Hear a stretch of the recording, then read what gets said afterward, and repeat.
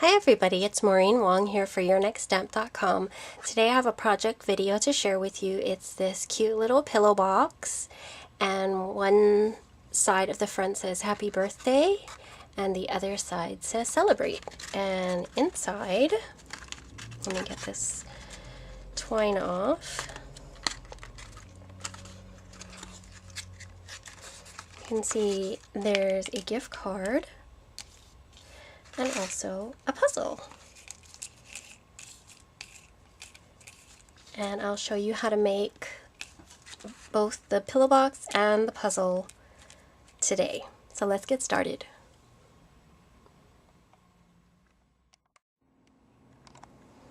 Okay, the first thing I'm going to do is make the watercolored background. So what I've done is I've cut a piece of watercolor paper, and the puzzle die measures 3.5 by 4 inches. So I cut this paper 3 3/4 by 4 1/4, so just a 1/4 inch bigger on each side, so that when I run it through with the die, it'll have just a little bit of extra room for that die to go through. And this is just plain watercolor paper, and I've got 3 colors of distress ink: mustard seed, faded jeans, and peeled paint. And you've probably seen people do this a bunch of times already. You just kind of smush your ink pads on your craft mat where you want the colors to go, and of course it's not going to be an exact thing. I'm just doing little stripes here and there and just a little bit of mustard seed. And then you take your spray bottle, and this is a Stampin' Up! Mister, and mist it so that the colors kind of start running. And I didn't do my colors really close together, so you can see how the puddles are sort of spaced out. So when I put down my watercolor paper, what I'm going to do is squish it around a little bit and move it around a little so that the inks will move into the spots where there weren't any ink or wasn't any ink, and hopefully that will cover my whole entire panel. And there we go. I like that effect, but I think it's maybe a little bit too light. What I'm going to do is take my heat gun and dry it just a little bit.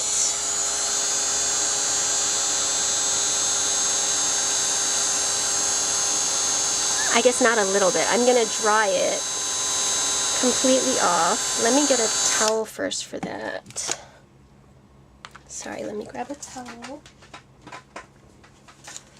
And I'll just take off that excess from the edge. And then I can dry this with my heat tool.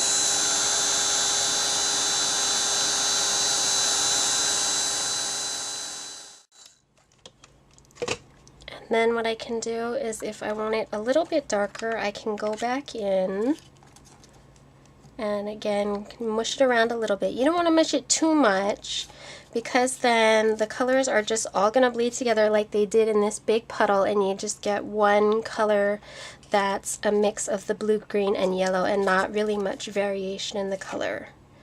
And so there we go. That's a little bit more color. I'm going to take my heat tool again and heat it up.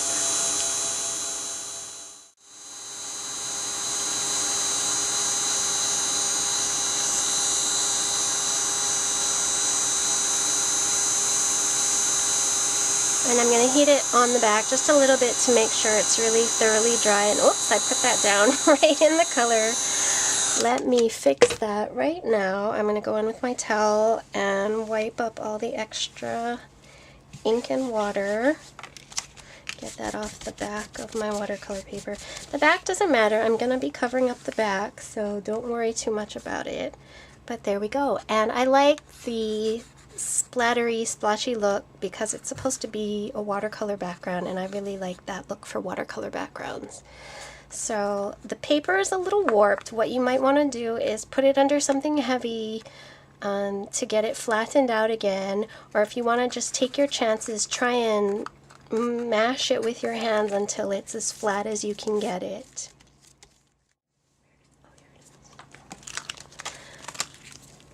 Okay, now what I'm going to do is take some stamps from the Smiley Happy Critter Crew 4. Let me get that in camera. And the ones that I'm using today are the Caterpillar, the Hello Friend Sentiment, and the From Me to You.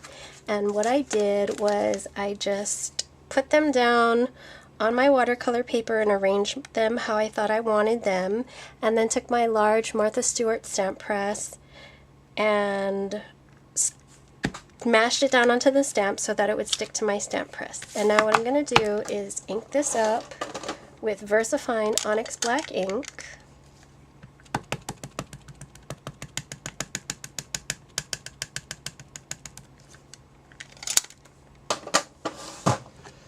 And stamp it down on my background.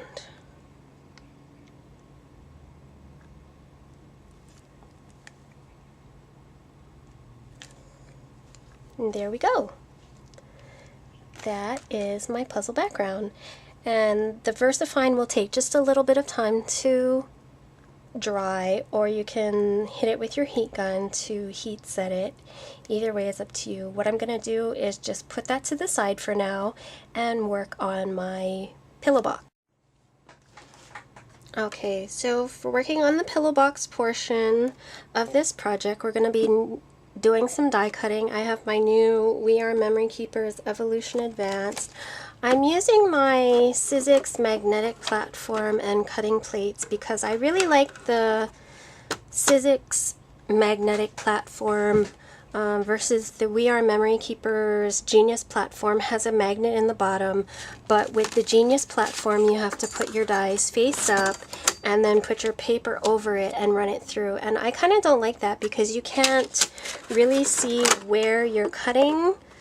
You could turn it over and tape it down, which is what I'm going to be doing in a little bit with the off the edge word dies. I'm going to tape them down just to make sure, extra sure they don't shift.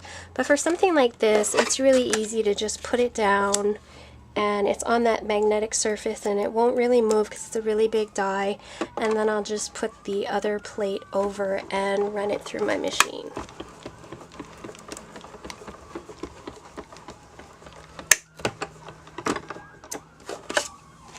Okay, and just in case you have the Evolution Advance and you're wondering what I'm using, I have it on the number 5 setting, and then I'm using the Sizzix / Stampin' Up! Magnetic platform with 2 cutting plates, the bottom and the top. And you can see that cuts out very nicely. And it puts in the score lines as well. Okay, and I'm going to put that one on the side for a bit so I can cut out my side panels. Okay, so we get the side panel die from the same Pillow Box die set. You put your paper down, put your die over it, and run that through.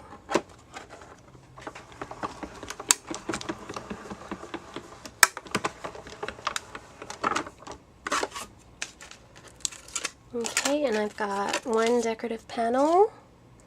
Put that on the side and take our other paper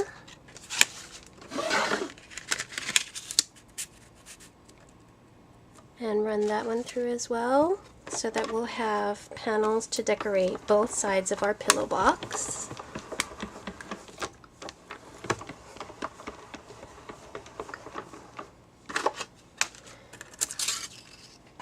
And there we go, that's the other panel. Now what we're going to do with the first panel is, like I said, we're going to take the edge dies from the Pillow Box die set. I'm actually going to use both of the edge dies that are in the set, the Celebrate and the Happy Birthday. And what I'm going to do is take the Happy Birthday one first, and I'm going to line it up right along the edge of one of those decorative panels. And I could probably run this through with my magnetic platform and I wouldn't have to worry too much about it shifting. But because this is such a small die and I want to make absolutely sure it doesn't shift, I'm putting a piece of washi tape that I've used before so it's not really sticky.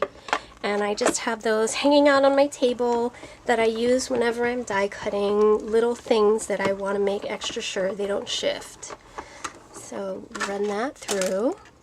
And then you can see when you take off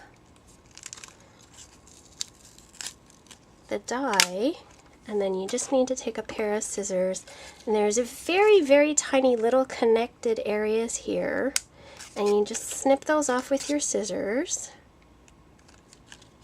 and then you can see how it leaves that happy birthday sticking out of the top. Then what I'm going to do is I'm going to run this very same panel through again, but this time I'm going to use the Celebrate die, and I'm going to use it on the other side of the decorative panel. You can see again I'm lining it up right, the die right with the edge of the paper, and then I'm going to take my washi tape again and stick it down to make sure it doesn't shift, and then run that through my die cutting machine.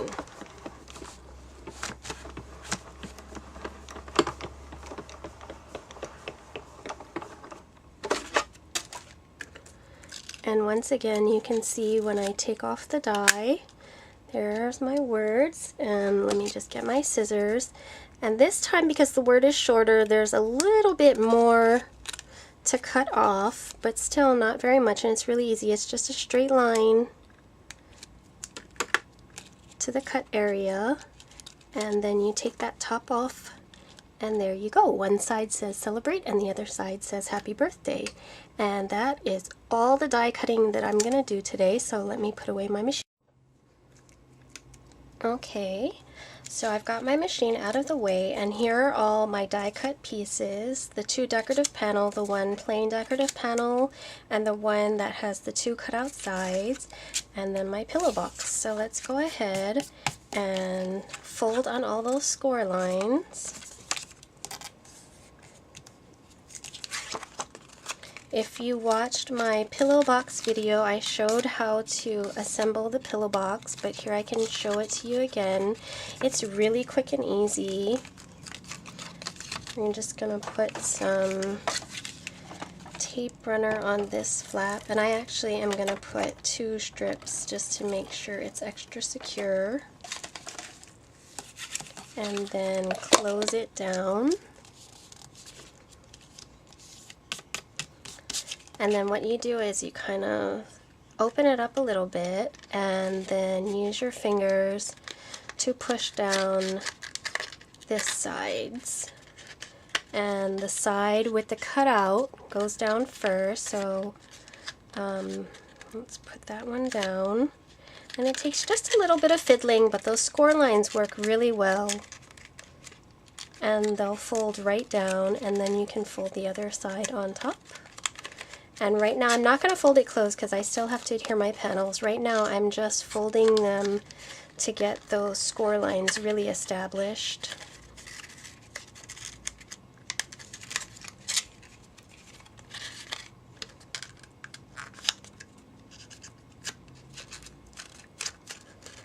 You'll notice if you kind of start pressing on it, it'll want to fold on the score lines. So you just have to take your time, and like I said before, the more you do it, the easier it gets.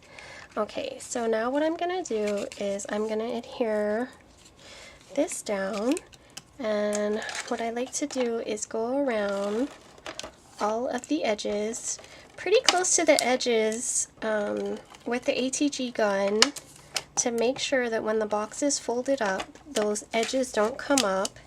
And then for the letter sections, I just take my Zig 2-way glue pen with the chisel tip, and I make sure that the glue is flowing, and then I just tap it down over the letters.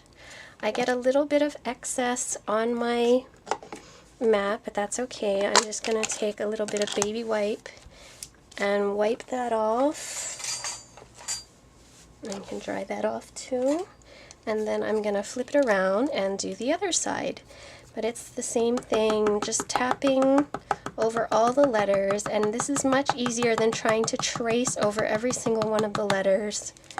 This way you can be sure that there's even, complete coverage instead of having to worry about going with a glue pen and tracing over all the letters. So now that I have all those edges done, I'm going to stick this down and just kind of center it.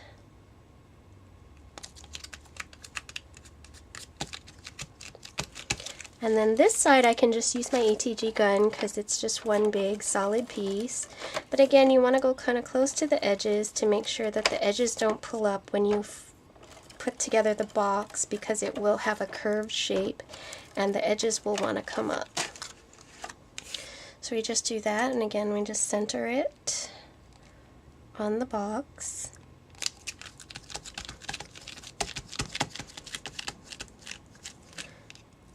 And then we can go ahead and assemble that, but first we need to finish our puzzle. So I'm going to put that aside for now and get my watercolored background piece that I made earlier. Okay, so now we get our watercolored piece back, and it should be completely dry by now. If it's not dry, go ahead and hit it with your heat tool. And what I'm going to do is I cut a piece of plain white cardstock, the same size as this panel, which was 3 3/4 by 4 1/4, and I'm going to take my same Zig 2-way glue pen and I am going to glue over the entire surface of this cardstock.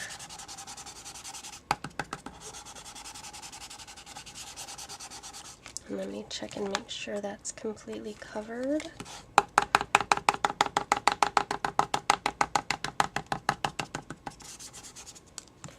And then I'm going to stick the watercolor panel to it.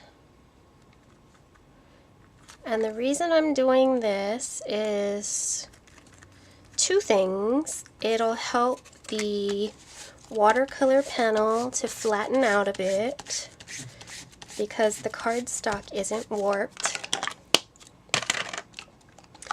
And second, when we cut our puzzle pieces, it'll make our puzzle pieces just a little bit thicker and easier to put together for your recipient. And actually I forgot, there is one more bit of die cutting, so let me get my machine back out. Okay, so I've got my machine back out, and the last bit of die cutting we're going to be doing is using the puzzle die, which I mentioned earlier. So let's just get the puzzle die. We put down our watercolored panel and make sure the puzzle die is oriented in the correct direction. It is longer on one side than it is on the other, so make sure it's going the correct way. And you can see, because I made my panel bigger than the puzzle, I have a little room to play with it. And if it shifts just a little bit, it shouldn't matter. So you just put that down, and if you want to be extra sure, you can tape that in place with some washi tape or painter's tape. But I think that's pretty good, so I'm just going to leave it and run it through my machine.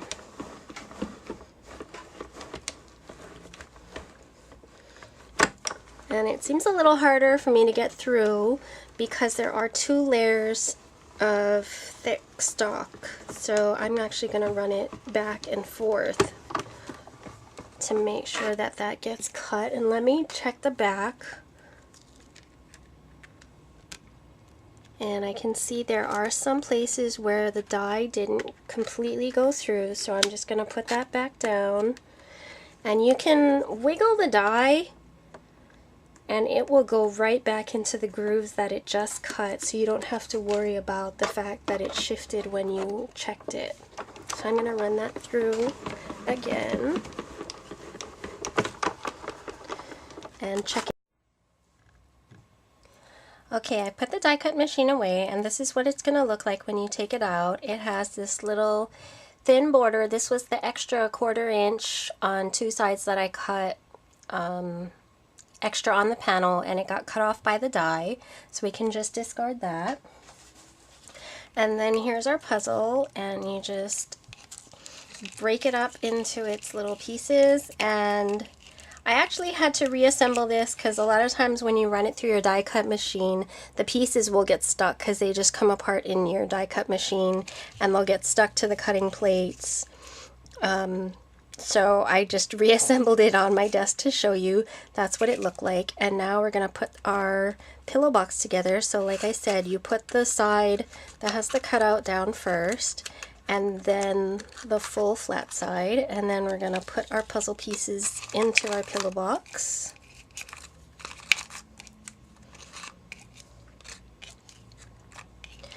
And if you want, you can get a gift card and stick that in there too. And then you close the side with the hole, and then the other flat side. And there you go. And I'm going to take some baker's twine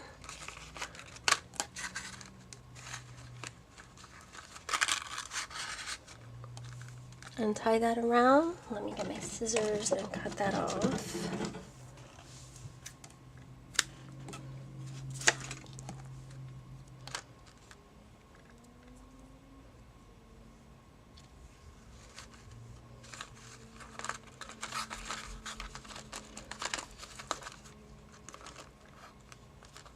Okay, I'm just going to tie that into a knot. There we go. Oops, I smushed my box down a little. That's okay, it'll just pop right back up. And then tie that into a bow.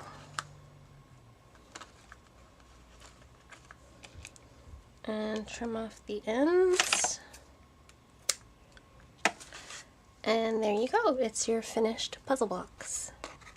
Well, pillow box with a puzzle inside, and one side says celebrate and the other side says happy birthday.